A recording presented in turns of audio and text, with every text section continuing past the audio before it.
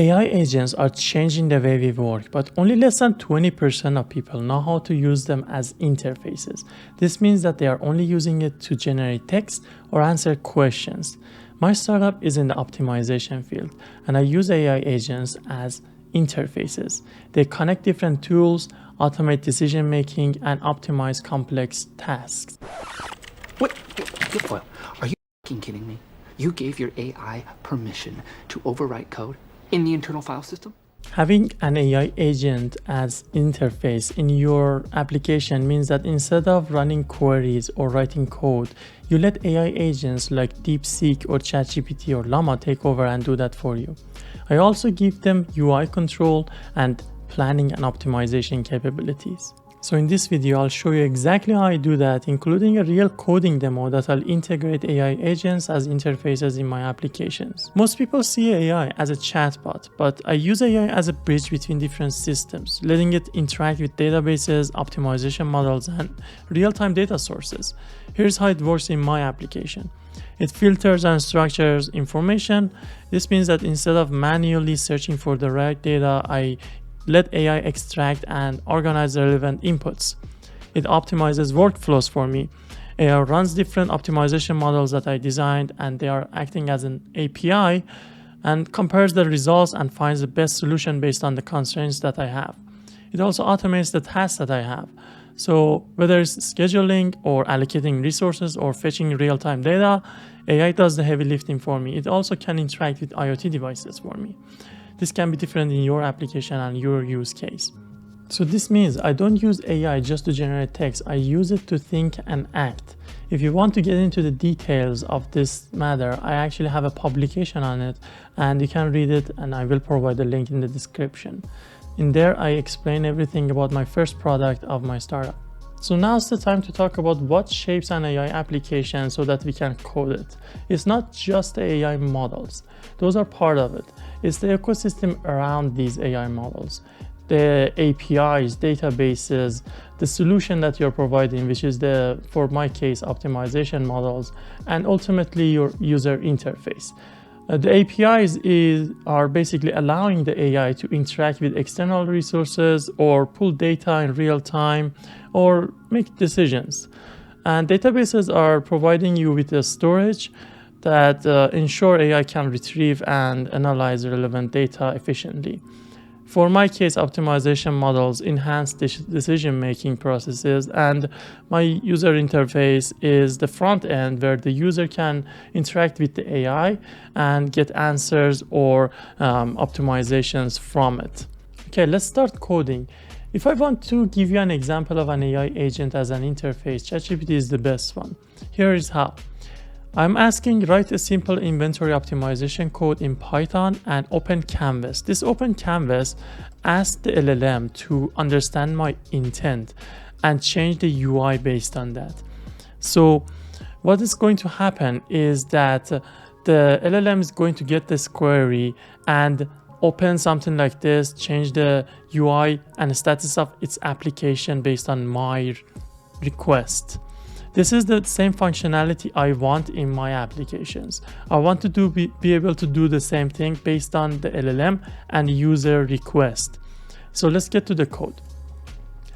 The main libraries that I'm going to use in this code are Langchain, SQLite, and Pulp. So these, the Langchain is the go-to library for LLM stuff. If you want to learn LLM, I recommend going for this one. And SQLite is just for interacting with my database, and for Pulp is a library to optimize a mathematical equation, mathematical formula or something, and you can just optimize stuff with Pulp. I'll show you how. If you don't have any of these libraries, you can just install them, pip install Langchain or Pulp in the terminal, and this line right here will ask ChatGPT to give me a chat model, and the GPT-4o is going to be the model, and I'm going to provide the API key. If you don't have an API key from OpenAI, you can just go to their website and get the API key. The DeepSeek is completely the same. The process that you're going to go with DeepSeek is exactly the same, and if you have any questions, just ask them in the comment. All right, Here I'm creating a database. In this database, I'll add a bunch of information. The data is going to be laptops are going to be 10 and the price is going to be 800. Let's see how it is. This is the database that is being created inside the data folder. This is the path that I provided. All right, I'm going to see what's inside my database. I have laptops, monitors, mouse, and keyboard. This is an inventory. So by here you understand what is the problem that I'm going to optimize. So I have an inventory of items, laptops, monitors, mouse, and keyboards, and they have quantities and costs. First, I just want to ask the LLM to summarize the things that are inside my inventory and see what's going to come up with. Is it going to be a comprehensive thing or not? So it will give me stock levels, unit cost, inventory value, and overall, this is what's going to give me. The focus might need to be on monitoring stock levels of high value items like laptops and ensuring adequate supply of high turnover items like mice. All right, what I want to do next is to optimize my inventory, meaning that I want to see which one should be in the inventory, which item should be in the inventory, and which one shouldn't be in my inventory. This is how the optimization is going to work. Pulp is going to be useful here, and the way it works is that you're going to set a bunch of constraints, which this is one of the constraints, and you have an objective function which is maximizing total profit, and then solve the optimization problem. And then at the end, I will ask this LLM to give me this recommendation that it has. So the prompt is going to be, given this inventory optimization result, explain how business should proceed. And this is the recommendation they came up with. The optimization suggests that the business should not hold any inventory of laptops. The business should maintain an inventory of 25 monitors. Similar to laptops, the optimization suggests not holding any inventory of mice. Any of these things that you see here can be interpreted and be added to the UI. And the way it works is like this. Either you can do prompt engineering or fine-tune your LLM. Both of them work. I will say, give me a JSON format. So if I do this, the result is going to be something like this. And I can use this JSON format inside my application right here. This part, what are the actions? The action that I need to do is that product, laptop, current inventory 0, action, no additional stock needed, justification, current inventory something. This is the part that you can implement inside the application. And if I want to show you an application that you can do the same thing, this is it. So most of the time I go for Flask, which is easier than other ones.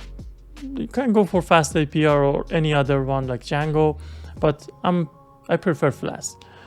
And the same thing is going to happen here. You will move the codes that we wrote there to this file, but instead, for instance, if you want to read data, this is going to be a function, or optimize data is going to be a function, and you have a bunch of routes which will redirect any of the templates that you have inside this folder, which is index.html, and that will be shown to the user. And if you have any styles, it's going to be inside this folder, static, and I will explain what this API folder is. But for static, we will have JavaScript files or styles, which are CSS. And for your index.html, you will have your HTML codes. For APIs, any code you see here, like read data, optimize data, or interacting with the LLM, can be an API inside your application, and you can just move them inside another file and use them as APIs in any other part of your application that you want. For instance, you have a DeepSeek API, a ChatGPT API inside your application, and you send them different prompts and you want different outputs from them. This is how it works. If you are only using AI agents to generate text, you are missing out. AI agents can think, optimize, and automate. If you want to learn more about all this, check out the link in the description. In there, you'll learn how to create AI applications that will ultimately lead into your own startup. Also, if you have any questions, just ask them in the comments. I personally respond every single comment.